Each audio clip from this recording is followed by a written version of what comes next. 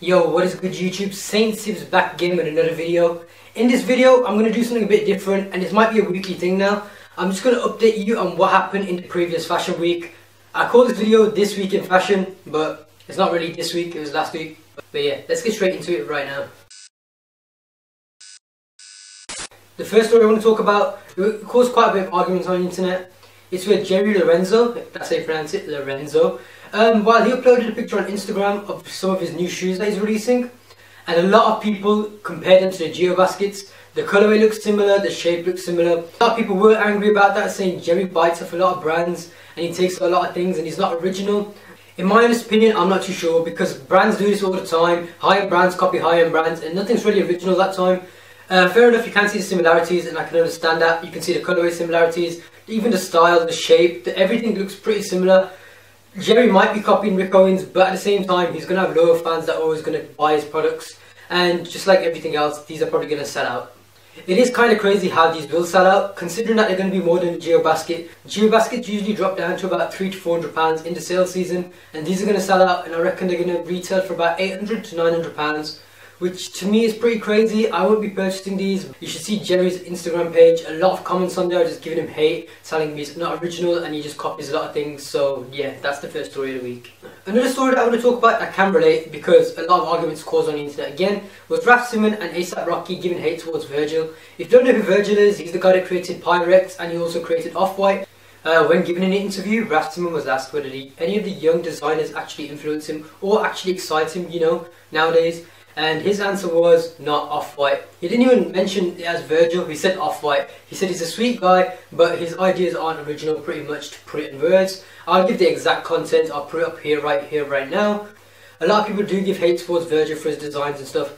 Honestly, his women's lines are a lot more different, and it's a lot more original, and it's a lot more creative. So if I was to look at Off-White, I look at the women's stuff rather than the men's stuff where it came to originality. So Raf Simon, I don't agree to. Then afterwards, A$AP Rocky had to add to this that Raf Simon is a god and pretty much that Virgil needs to step his game up and become a better designer.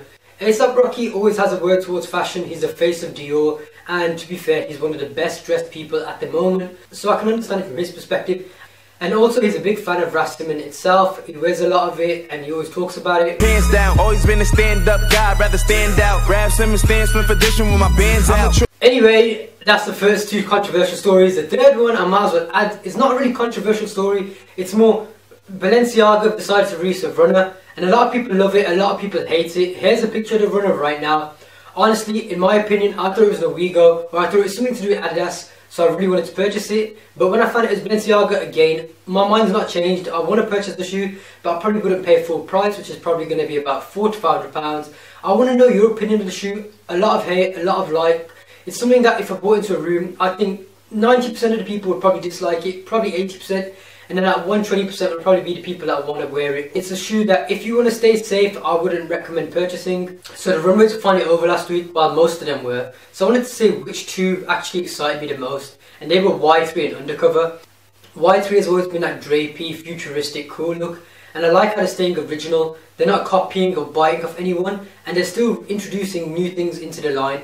Undercover done something called the brainwash trend, but it's pretty much just saying how we as people aren't original anymore and we just copy each other. We see someone wear something and we think, oh, we should wear it as well because they made it look good. I think the line is pretty cool, it's pretty original and it's pretty wearable, and plus I actually like the theme. So yeah, that was my second favourite one, and I'm probably looking forward to purchasing the stuff. Hopefully it's affordable. I haven't been a big fan of Undercover, and this is one of the first runaways I've seen of theirs, but I'm looking forward to seeing it in shops as well and seeing whether I can try it on and see if any of the pieces I actually like I will purchase. Hopefully I will. Again, I don't really want to pay full price because I'm cheap.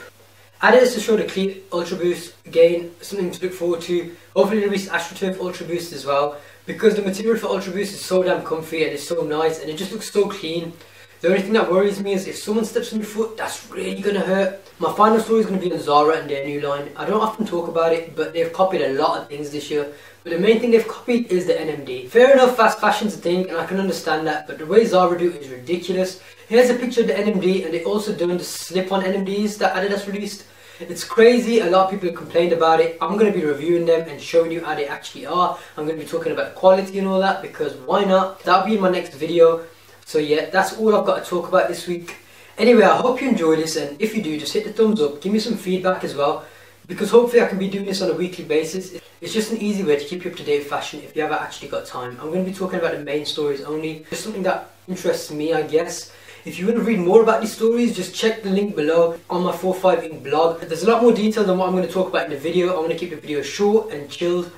So if you want to read more about it, just hit the links below. And this is Sims. Hopefully you enjoyed this video. John Doe, if you need a joint, play the point. Rondo, tanning out.